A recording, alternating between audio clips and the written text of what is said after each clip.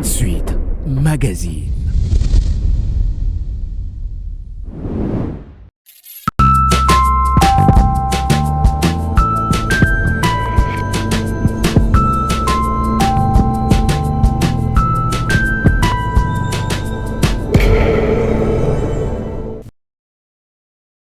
Bien-aimés frères et sœurs et chers peuples de Dieu, c'est avec joie que je vous retrouve.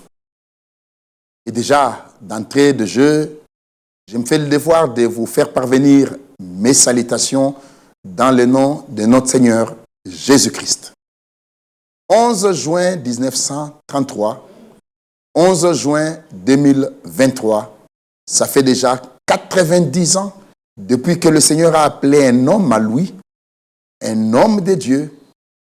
Vous vous en doutez, il est question du prophète William Marion Branham, à qui le Seigneur a confié un mandat pendant qu'il était en train de baptiser sur le fleuve Ohio aux États-Unis et qu'il arrivait à la 17e personne, devant des milliers de témoins, une grande lumière apparut au ciel et une voix se fit entendre en lui disant « De la même manière que j'ai envoyé Jean-Baptiste préparer ma première venue, je t'envoie avec un message qui préparera ma seconde venue. » Bien-aimés frères et sœurs, cet événement était tellement important et il l'est encore. Nous nous sommes fait le devoir de venir vous rappeler aujourd'hui, bien-aimés frères et sœurs, pendant que nous sommes en ce mois de juin finissant, ça fait déjà 90 ans depuis que le Seigneur a confié ce mandat à cet homme de Dieu qui, le 24 décembre 1965, s'est reposé. Il a fini sa course, mais le mandat qui lui a été confié continue à courir car il ne lui avait pas été dit que tu prépareras le retour du Seigneur Jésus-Christ, mais le message qui t'a été confié préparera la seconde venue de Jésus-Christ. Et c'est ce message qui continue à préparer le peuple de Dieu aujourd'hui pour le retour du Seigneur Jésus-Christ. 90 ans, c'est déjà beaucoup. Et vous savez, frères, au sujet de génération, il n'y a pas, ils sont rares les générations qui sont allées jusqu'à ce niveau. Car quand vous lisez dans les Écritures, on a vu des générations de 35 ans, on a vu des générations de 45 ans, on a vu des générations de 70 ans, de 65 ans, voire 70 ans. Mais là, nous sommes déjà à 90 ans. C'est le temps de s'arrêter et de se dire, eh bien, le temps est vraiment passé.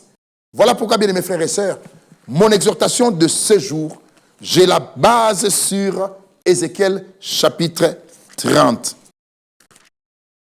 Ézéchiel chapitre 30. Plutôt Ézéchiel chapitre 33, verset 30. Ou à partir du verset 30. Et toi, fils de l'homme, les enfants de ton peuple s'entretiennent de toi près des murs et aux portes des maisons. Et ils se disent l'un à l'autre, chacun à son frère, venez donc et écoutez quelle est la parole qui vient du Seigneur. C'est 31. Et ils se rendent en foule auprès de toi, mon peuple, et s'assied devant toi. Ils écoutent tes paroles, mais ils ne les mettent point en pratique. Car leur bouche en fait un objet, un sujet de moquerie, et leur cœur se livre à la cupidité. Voici, tu es pour eux comme un chanteur agréable, possédant une belle voix et habile dans la musique. Ils écoutent tes paroles, mais ils ne les mettent point en pratique. Quand ces choses arriveront, et voici elles arrivent, ils sauront qu'il y avait un prophète au milieu d'eux. Que le Seigneur ajoute des bénédictions à la lecture de sa parole. Voici ces choses arriveront. Personne ne peut empêcher la survenance des événements que Dieu a annoncés. Mais dans la plupart des cas, avant des grands événements, le Seigneur a toujours suscité un prophète à lui. Car la parole vient au prophète. La révélation de la parole vient au prophète. Dieu ne fait rien sans avoir annoncé son secret, pas aux évangélistes, pas aux docteurs, pas aux pasteurs, pas aux apôtres, mais à ses serviteurs, les prophètes. C'est Amos chapitre 3. Bien aimés frères, peut-être que c'est mieux que je le prenne. Amos chapitre 3. Verset 6 déjà. Sonne au ton de la trompette dans une ville, sans que le peuple soit dans l'épouvante. Arrive-t-il un malheur dans une ville, sans que le Seigneur en soit l'auteur? Car le Seigneur, l'Éternel, ne fait rien sans avoir révélé son secret à ses serviteurs, les prophètes. Les lions rugissent, qui ne serait effrayé? Le Seigneur, l'Éternel, parle, qui ne prophétiserait? Alléluia. Oui, frère. Et ceux à qui le Seigneur parle comme ça, ceux à qui le Seigneur confie sa parole, ces hommes de Dieu, ces prophètes que Dieu utilise, ils peuvent dire, comme Ésaïe dans Ésaïe chapitre 21, je pense, Ésaïe, je vous invite à me rejoindre dans Ésaïe,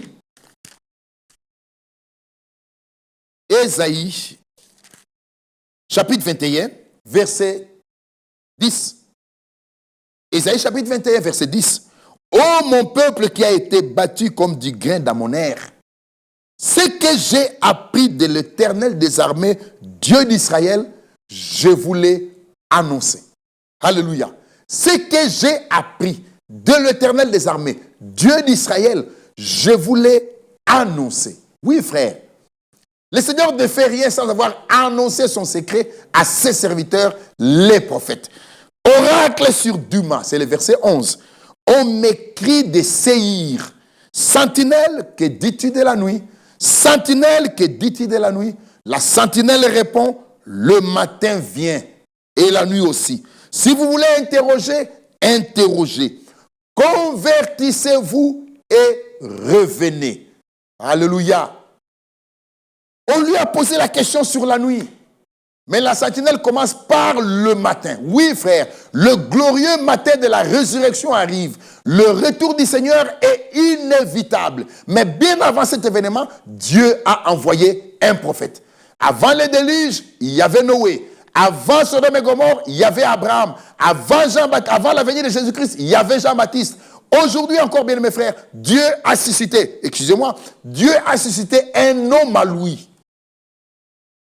Frère bien-aimé, et retenez que quand Dieu envoie un homme, c'est que cet homme doit avoir quelque chose de spécial que le monde n'a pas, que les églises n'ont pas.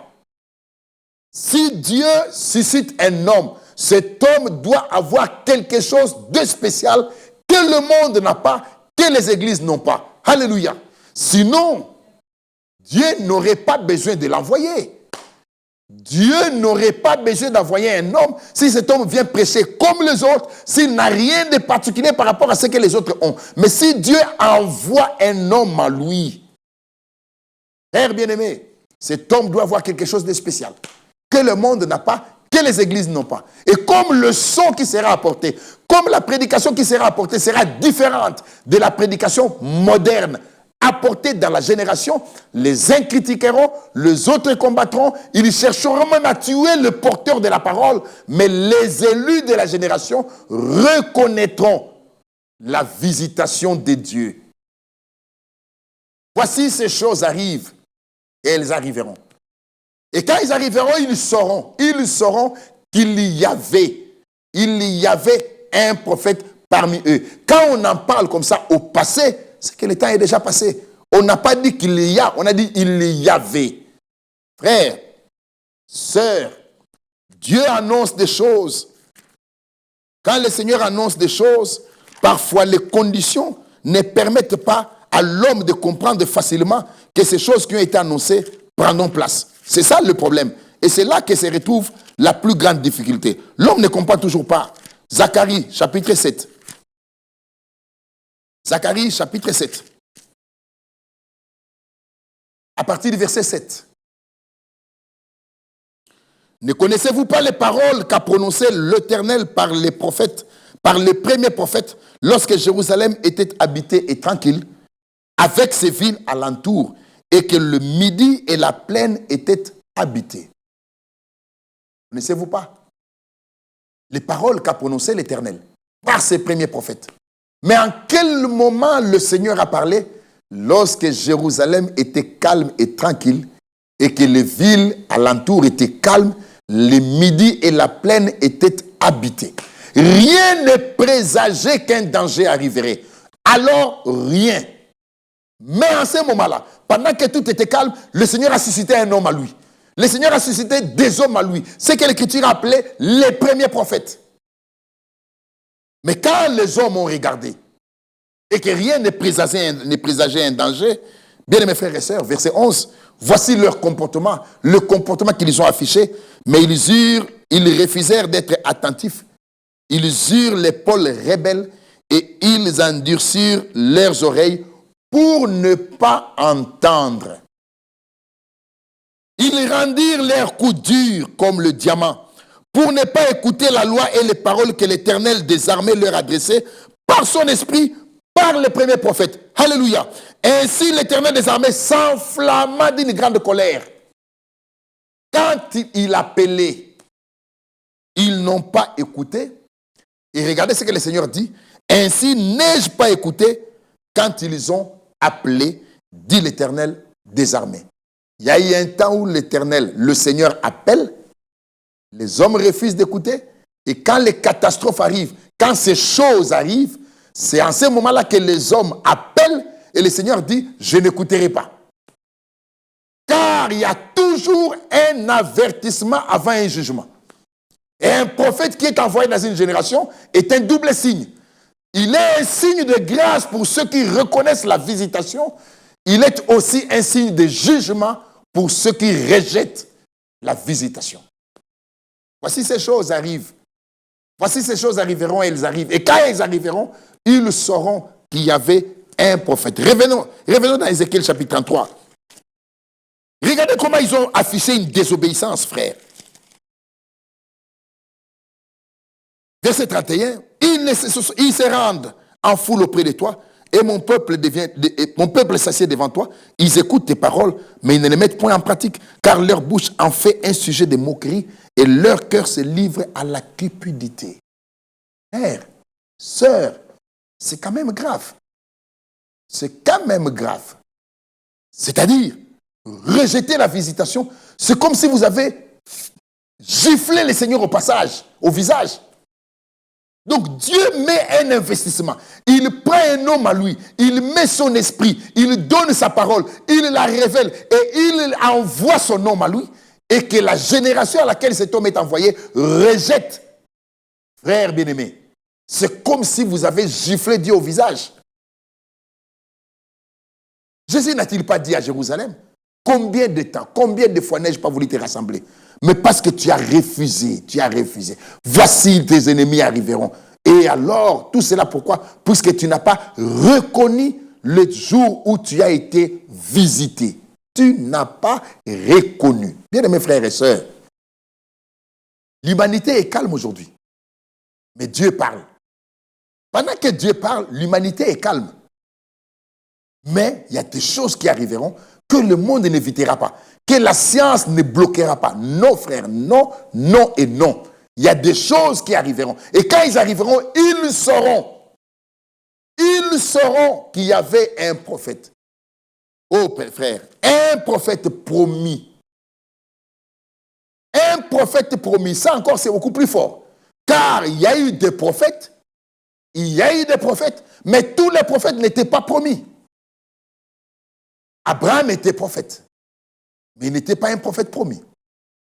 Moïse était un prophète, mais je n'ai pas vu une écriture où Dieu avait promis Moïse. Il avait plutôt dit qu'il viendrait délivrer les enfants d'Israël par un bras puissant, son propre bras à lui. Ésaïe était un grand prophète, il a écrit 66 chapitres dans son livre, mais Ésaïe n'était pas un prophète promis. Ézéchiel a annoncé des mystères dans son livre, mais il n'était pas un prophète promis. Mais Jean-Baptiste, lui, il était un prophète promis. Jean chapitre 5. Jean chapitre 5. Est-ce que c'est là? Je crois que c'est plutôt le chapitre 1er. Jean chapitre 1er. Verset 19. Voici le témoignage de Jean, lorsque les Juifs envoyèrent de Jérusalem des sacrificateurs et des Lévites pour lui demander, toi, qui es-tu? il déclara, et sans restriction, il affirma qu'il n'était pas le Christ. Alléluia. Et ils lui demandèrent, quoi donc? Es-tu Élie? Il dit, je ne le suis point. Es-tu le prophète? Il lui répondit, non. Arrêtons-nous un peu là. Et pourtant, l'Écriture dit dans Luc, Jean devait venir devant le Seigneur avec l'esprit d'Élie. Jean est venu avec l'esprit d'Élie. Mais Jean, en tant que prophète, il avait compris que quand on lui a posé la question de savoir, es-tu Élie? Il n'était pas question de lui, Élie qui devait venir avant le jour du salut. Il est plutôt question d'Élie qui devait venir avant le jour du Seigneur.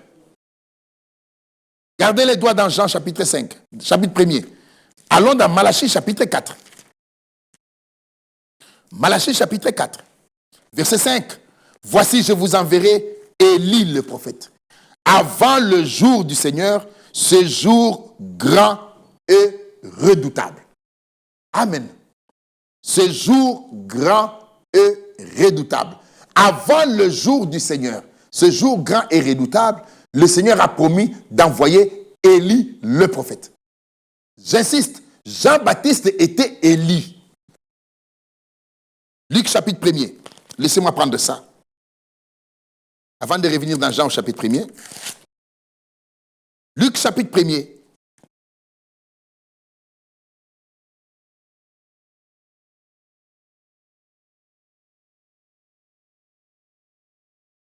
Alors, verset 17. Il marchera devant Dieu avec l'esprit et la puissance d'Élie pour ramener le cœur des pères vers les enfants. Ça, c'est une partie de Malachie 4. Cette partie de Malachie 4, c'est laquelle? Verset 5, verset 6. Malachie 4. Verset 6, il ramènera le cœur des pères à leurs enfants. C'est cette partie que Jean-Baptiste a accomplie. Mais il y a une autre partie qui dit le cœur des enfants à leur père. Ça n'a pas été dit sur Jean-Baptiste. Donc il devait y avoir encore un autre Élie qui devait venir pour bien avant le jour du Seigneur, afin de ramener le cœur des enfants ici à leur père les apôtres. Et que nous puissions non seulement écouter la même parole que les apôtres, mais avoir la foi du même prix que celle des apôtres. Cet Élie dont il est parlé là est évoqué dans Matthieu chapitre 17. Matthieu chapitre 17, verset 10. Les disciples posèrent cette question à Jésus. Pourquoi donc les scribes disent-ils qu'Élie doit venir premièrement? Même les scribes en parlaient. Élie doit venir premièrement. Il répondit, il est vrai qu'Élie doit venir et rétablir toutes choses. Quand il cite ce verset 11, Jean-Baptiste était déjà décapité. Donc, Jean-Baptiste ne pouvait plus rentrer et rétablir toutes choses. Non, il y a un autre Élie qui devait venir et rétablir toutes choses. Mais au sujet des gens, il dit au verset 12, mais je vous dis qu'Élie est déjà venu et qu'ils ne l'ont pas reconnu.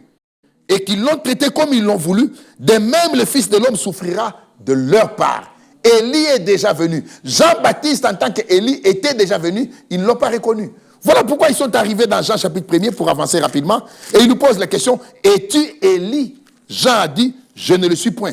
Es-tu le prophète? Il dit, je ne le suis point. Pourquoi on a posé cette question? On n'a pas dit à Jean, es-tu un prophète?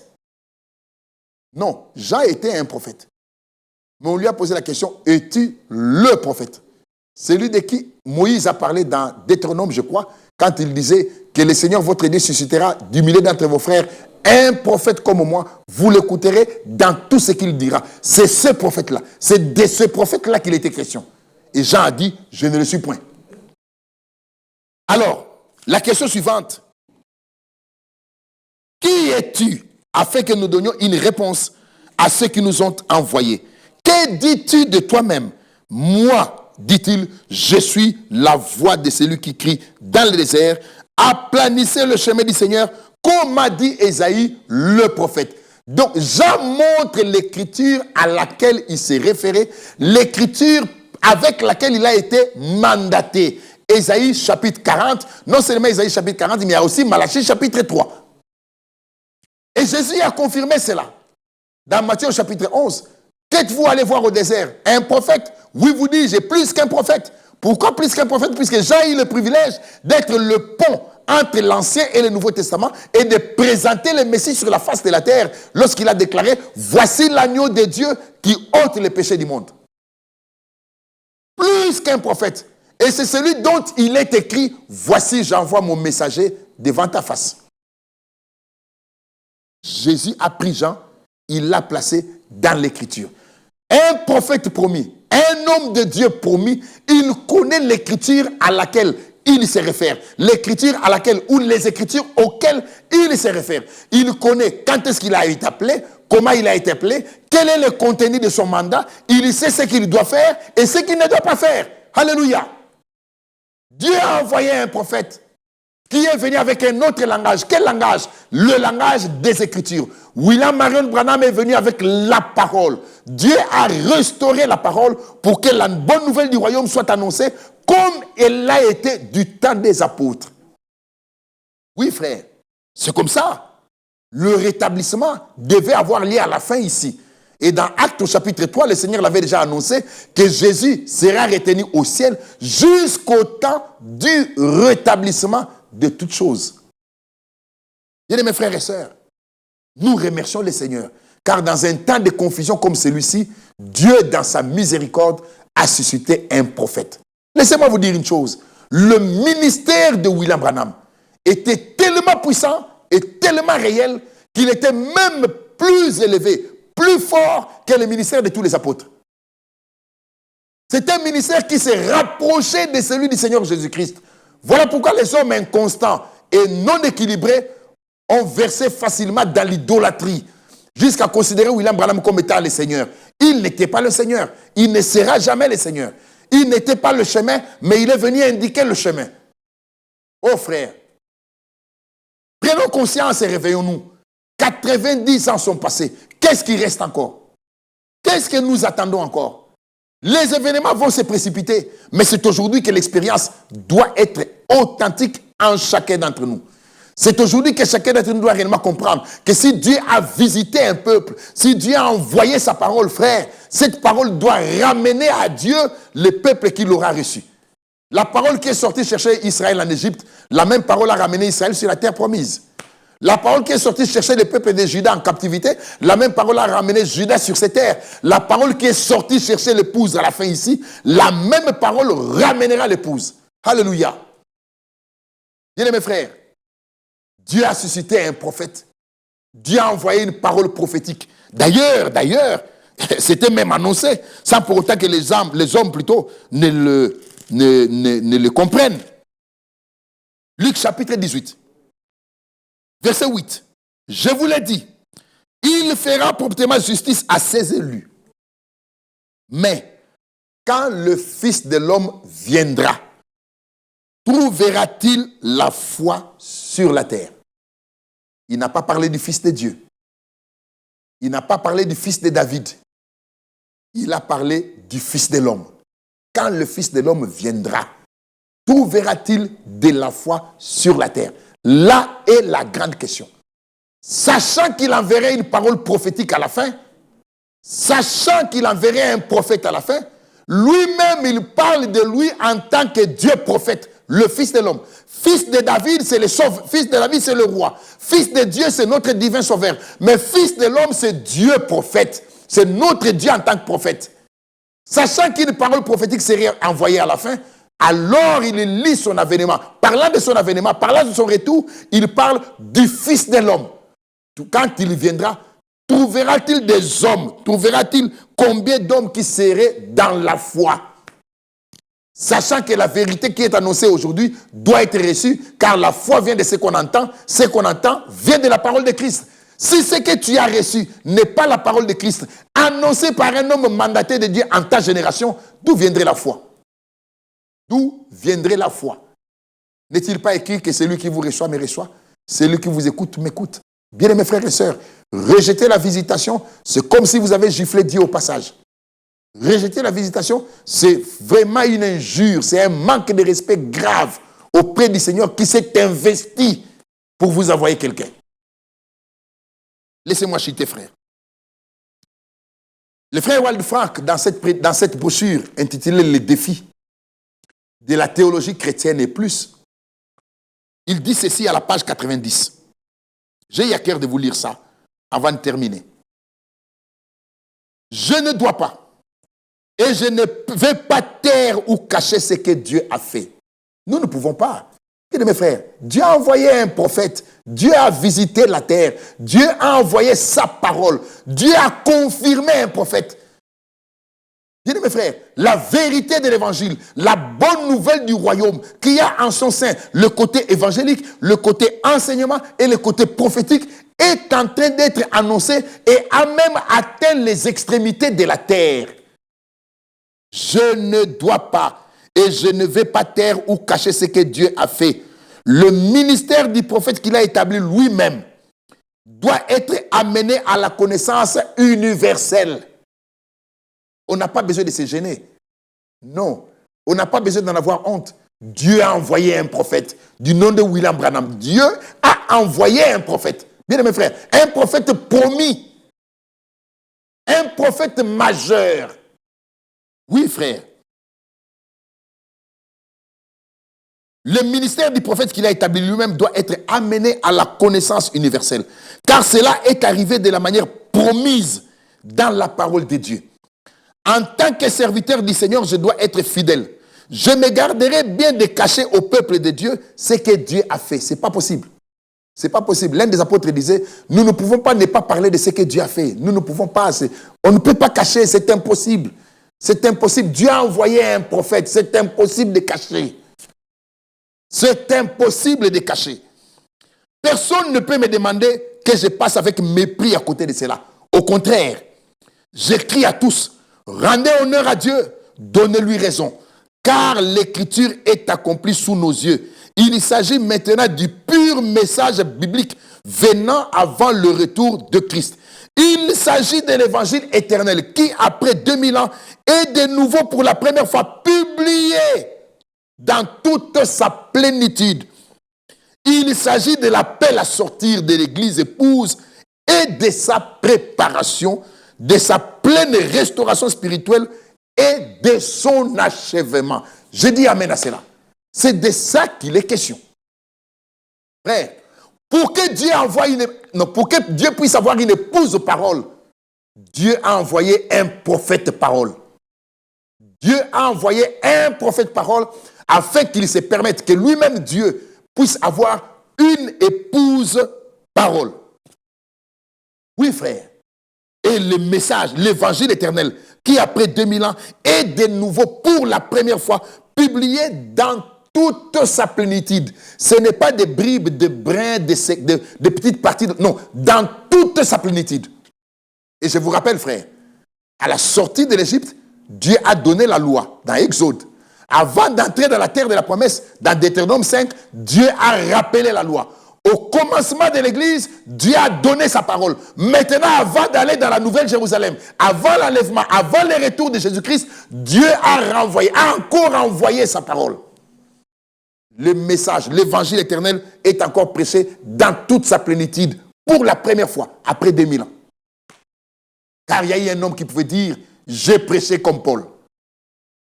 Un messager ne peut que seulement être l'indicateur. Retenez ça. Un messager ne peut que seulement être l'indicateur. Il n'est pas lui-même le chemin. Non. Le message de la parole nous montre le chemin. Cependant, Jésus-Christ est le chemin. Après avoir lu ces livres, chacun prendra sûrement sa décision. Si c'est le rejet à l'égard de cet exposé, que toutefois la tolérance soit accordée aux autres personnes d'affirmer leurs convictions de foi. De la même manière, personne ne doit sans autre, y compris un expert de secte, traiter d'hérétique celui qui diffère des doctrines traditionnelles des églises. Nous savons dès maintenant que l'expression hérésie désigne réellement une doctrine qui conduit dans l'erreur et n'est pas en accord avec les Saintes Écritures. Et cela concerne toutes les confessions religieuses. Nous nous trouvons réellement déjà dans la phase de transition vers le dernier réveil biblique. Amen. Nous nous trouvons réellement déjà dans la phase de transition vers le dernier réveil biblique. Il s'agit maintenant de ne pas manquer la correspondance. Alléluia. J'ai beaucoup aimé ça. Il s'agit maintenant de ne pas manquer la correspondance. Il y a un relais qu'il faut prendre. Il y a une correspondance qu'il faut prendre. Il ne faut pas le manquer, la manquer. Il s'agit maintenant de ne pas manquer la correspondance. De se retrouver dans la continuité de ce que Dieu fait. D'être réellement au cœur de ce que Dieu fait. D'être mis à jour dans le royaume. D'être rallié à la dernière action de l'heure. Oh frère, il ne s'agit pas de prêcher. Il ne s'agit pas de réunir des foules. Il ne s'agit pas d'avoir de l'onction. Tout cela, c'est bien. Mais es-tu rallié à ce que Dieu a fait dans la Odyssée aujourd'hui? Dieu a suscité un prophète, frère. Nous ne pouvons pas ne pas en parler. Nous ne pouvons pas cacher, taire ce que Dieu a fait. À vous, les amis, à nos membres de famille, ça fait 90 ans, frère, que Dieu a envoyé un prophète. Ça fait 90 ans qu'il a été dit à cet homme, le message qui t'a été confié préparera la seconde venue de Jésus-Christ. Qu'en est-il encore maintenant? Le temps est allé tellement loin que le Seigneur va revenir très bientôt. Frère bien-aimé, je termine par ceci. Et dans le temps présent, laisser échapper l'occasion a des conséquences irréparables pour l'éternité. Laisser passer l'occasion, laisser passer la visitation a des conséquences irréparables pour l'éternité. Qui donc veut prendre ces risques? En tout cas pas moi. En tout cas pas moi. Laisser passer l'occasion a des conséquences. A des conséquences pour l'éternité. Des conséquences irréparables. Qui veut donc prendre ces risques? Oh Dieu, use de ta grâce envers chacun de nous et enseigne-nous tes voies. Telle est ma prière. Et je dis amen à cela. Telle est vraiment ma prière. Oh Dieu, use de ta grâce envers chacun de nous et enseigne-nous tes voies. Bien mes frères et sœurs, pendant que je ferme ma Bible, rappelez-vous de cette écriture d'Ézéchiel 33. Voici ces choses arriveront. Vous ne les empêcherez pas. Les grandes tribulations arriveront. Il y a des villes qui ont été annoncées s'écouler, elles s'écouleront. Il y a des réalités qui ont été proclamées sur la terre, elles arriveront, frère. Voici ces choses arrivent, elles arriveront. Et quand elles arriveront, ils sauront qu'il y avait un prophète au milieu d'eux. Ceux qui seront comme ça, ce sont ceux qui ont raté la correspondance. Ceux qui n'avaient pas compris que rejeter la visitation a des conséquences irréparables pour l'éternité. Ceux qui n'ont pas compris que cet homme mandaté de Dieu venir avec la vérité de l'évangile pour que le peuple de Dieu reconnaisse la visitation et qu'il se mette en marche pour la préparation en vue du retour de Jésus-Christ. Bien aimés frères et sœurs, Malachie 4 est une réalité. Dieu a envoyé un prophète. Matthieu 17, verset 11 est une réalité. Un prophète est venu pour rétablir toutes choses. Qu'est-ce qui nous reste maintenant? Le Seigneur reviendra pendant que personne ne s'y attend. Le retour du Seigneur est annoncé comme un voleur. La préparation, c'est maintenant. Cessons d'être négligents. Cessons de rejeter ces choses. Je vous en supplie. Je vous en supplie. Chers amis, chers membres de famille, chères connaissances, je vous en supplie. Ne loupez pas la correspondance. Ne loupez pas la correspondance. Ne faites pas de cette parole pour laquelle Dieu a placé tout un investissement, n'en faites pas un sujet de moquerie et de raillerie. S'il vous plaît, Dieu a visité la terre. Malheureusement, l'humanité ne reconnaît pas le temps de la visitation. Mais toi, tu n'as pas de raison de louper ça. Toi, tu n'as pas raison de rejeter ça. Toi qui as compris que rejeter ça aura des conséquences irréparables pour l'éternité, tu as raison de t'aligner à la vérité, de te mettre en ordre, de te réconcilier avec Dieu et de prendre la marche pour la préparation en vue de l'achèvement de l'œuvre. Oui, frère, nous remercions le Seigneur pour sa visitation. Nous remercions le Seigneur d'avoir envoyé un prophète, un prophète promu. Nous remercions le Seigneur d'avoir suscité un ministère d'enseignement pour que ces choses déposées par le prophète de Dieu nous soient clairement présentées. Nous remercions le Seigneur pour les ministères qui sont dans Éphésiens 4, établis dans les corps, qui nous enseignent dans les assemblées locales pour que nous puissions être connectés, reliés, attachés à ces choses et que nous puissions le comprendre et prendre notre marche dans les voies que le Seigneur a tracées lui-même. Aux uns et aux autres, que la grâce de Dieu soit avec vous, que le Seigneur bouscule nos vies pour un grand réveil, que sa miséricorde repose sur nous, qu'il se révèle à nous afin que nous puissions prendre des décisions. Souvenez-vous-en. Souvenez-vous-en. Quand le spirituel prend place, les hommes doivent prendre des décisions. Si Dieu envoie un homme à lui, cet homme doit avoir quelque chose de spécial que le monde n'a pas, que les églises n'ont pas. Sa prédication sera différente. Et la prédication de William Branham, elle a été différente.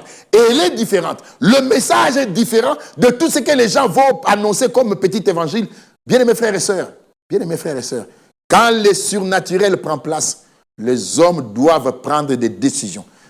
Et la responsabilité des conducteurs religieux est très grande à cause de leur influence sur le peuple.